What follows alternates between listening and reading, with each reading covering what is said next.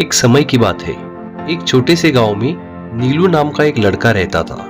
वो बहुत होशियार था और कल्पनाशील था। एक दिन नीलू जंगल से घर आ रहा था, तभी उसे झरने के पीछे एक गुफा दिखाई दी। उसने वो गुफा इससे पहले कभी नहीं देखी थी। नीलू गुफा में चला गया और दूसरी ओर वो जादुई जंगल में पहुंच गया। वो जंगल सुनहरा था, हर चीज चमक रही थी। सुनहरे पेड़ों के ऊपर रंग बिरंगे फल लगे थे। वहां उसे एक परी दिखाई दी जो एक पत्थर के ऊपर बैठी थी। नीलू ने झिझकते हुए पूछा, आप कौन हो? मैं चमेली परी हूँ। मेरा ये रूप अच्छे और सच्चे बच्चों को ही दिखाई देता है।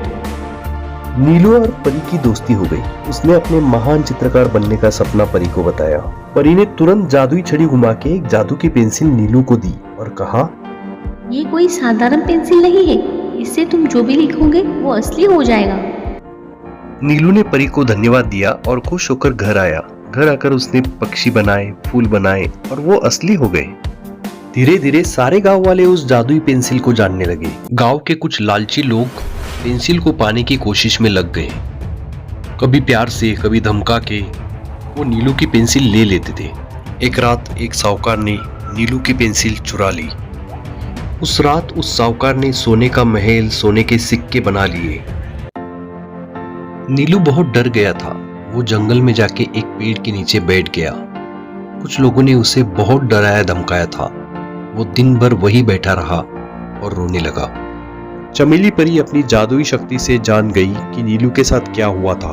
उसे बहुत गुस्सा आया और वो बोली, अब मैं उन सबको सजा दूंगी जिन्होंने जादुई पेंसिल का गलत इस्तेमाल किया है और तुम्हें सताया है।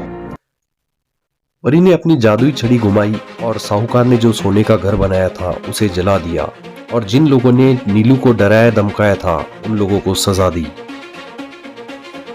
परी ने एक और जादुई पेंसिल नीलू को दी जो सिर्फ नीलू का लिखा हुआ ही असली बनाएगी। नीलू बहुत खुश हुआ।